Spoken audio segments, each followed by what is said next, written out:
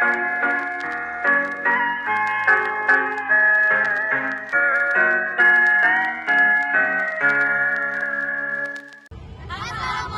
warahmatullahi wabarakatuh. Selanjutnya perkenalkan kami dari kelompok 2 dengan saya sendiri kelompok dari saya Erika Deliana, saya Anissa Fauzana, saya Aisyah, saya Naila Maulidiati, saya Nur Mulia, dan saya Selek. Ya.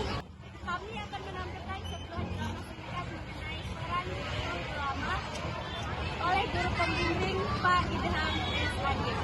Selamat menyaksikan. 1. Biografi Abdurrauf As-Singkili.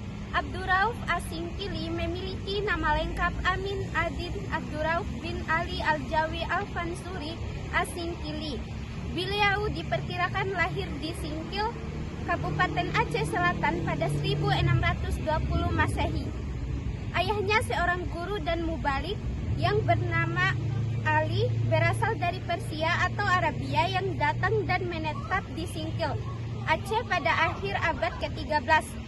Gelar Al-Fansuri didapat karena ibu Abdurrauf As-Singkili berasal dari desa Fansur, Barus, sedangkan gelar As-Singkili karena beliau lahir di daerah Singkil, Aceh.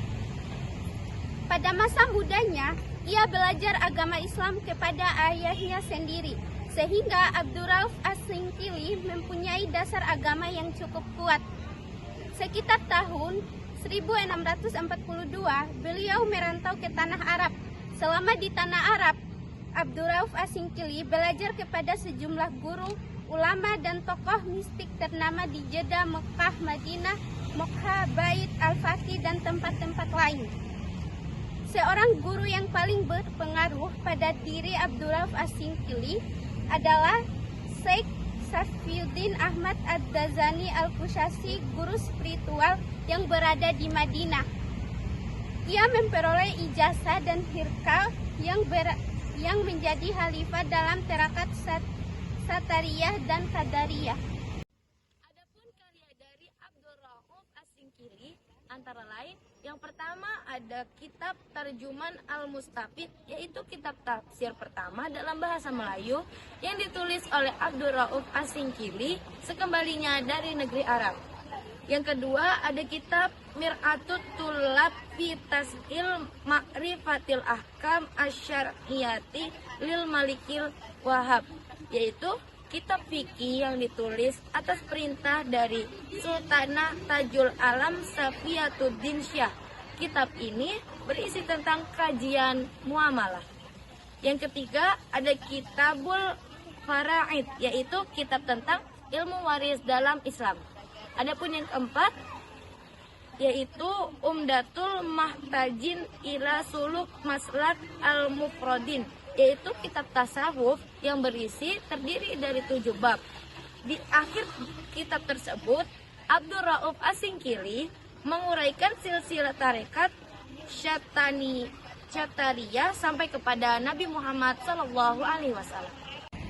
Peran Abdurrauf As-Singkili terhadap perkembangan Islam di Indonesia yaitu sebagai berikut.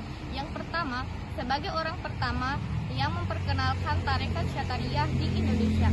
Yang kedua, pengajar dan pengembang tarekat Syatariyah. Yang ketiga, menghadirkan beberapa ulama terkenal di Indonesia seperti Syekh Burhanuddin dari Pariaman, Sumatera Barat, Syekh Nur Qadim Al-Bahrudin dari Sumatera Selatan, dan Syekh Abdul Mahmud dari Tasikmalaya, Jawa Barat.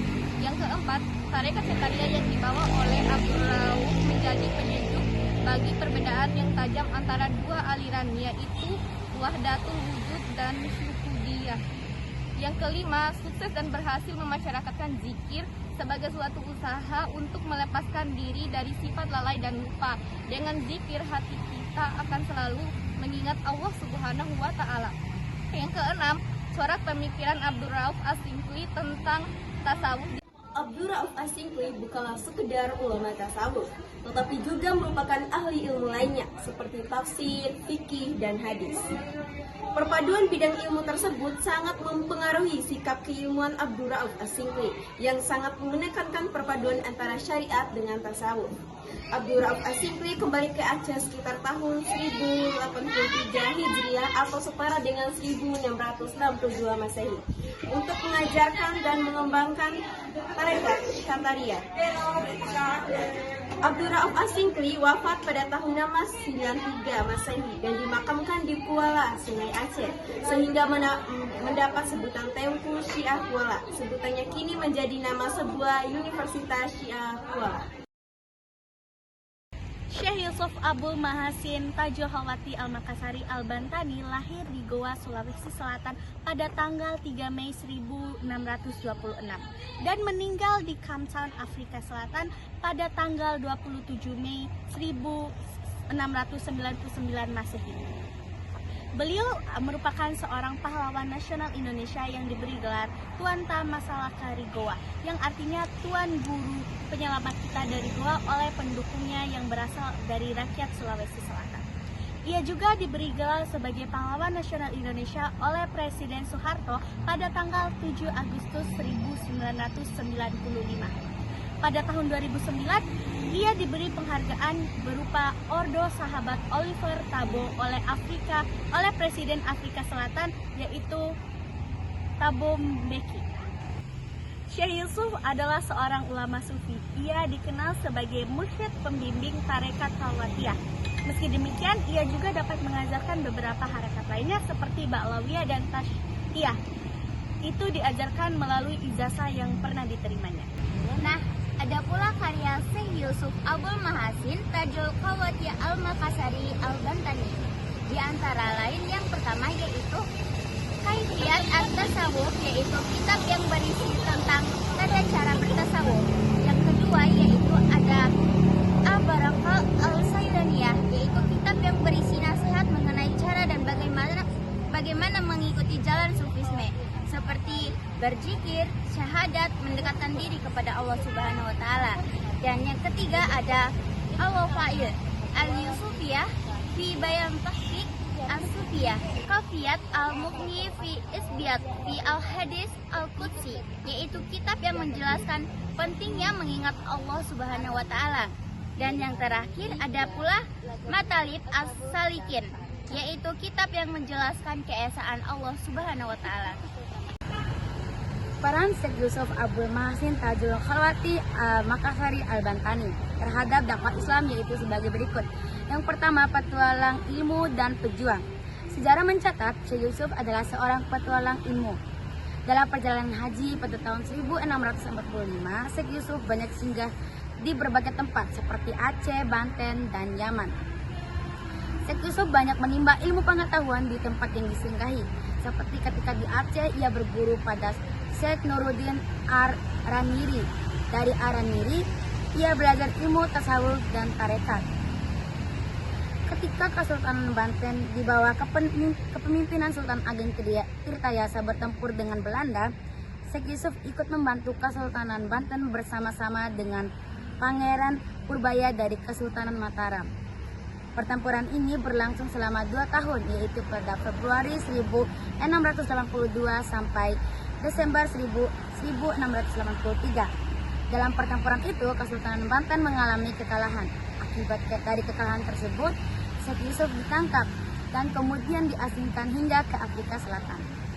Kemudian peran Syekh Yusuf yang kedua yaitu sebagai pejuang Islam di Afrika Selatan. Syekh Yusuf adalah seorang ulama Nusantara yang menjadi panutan di Afrika Selatan. Jejaknya di Afrika Selatan dimulai pada tahun 1693 dalam pengasingan Belanda. Syekh Yusuf ditangkap oleh Belanda akibat membantu Sultan Ageng Tirtayasa yang menentang Belanda. Selain itu, Syekh Yusuf juga berhasil membangun jejaring dengan jamaah haji asal Nusantara yang transit ke Sri Lanka sebelum ke Mekah. Dari jejaring itu, ia berhasil membangun komunikasi dengan Kesultanan Banten dan Kerajaan Goa. Melihat pengaruh Syekh Yusuf yang semakin menguat, Belanda mulai cemas. Pada tahun 1693, Belanda mengasingkan Syekh Yusuf lebih jauh lagi, yaitu ke Afrika Selatan. Di Afrika Selatan inilah jejak petualangan Syekh Yusuf berakhir. Keteladanan Syekh Yusuf Abdul Mahasin Tajul Khalwati Al-Makassari Al-Bantani. Syekh Yusuf merupakan seorang ulama, sufi, intelektual, dan seorang pejuang yang patut untuk dijadikan contoh dan dijadikan teladan bagi kita semua. Dengan ilmunya yang sangat tinggi, tidak membuat dirinya menjadi orang yang sombong. Beliau juga memiliki sifat tawadhu. Syekh Yusuf tidak pernah lelah dalam perjalanannya mencari ilmu, dan juga Syekh Yusuf tidak pernah patah semangat dalam mengembangkan agama Islam. Sekian, wassalamualaikum warahmatullahi wabarakatuh.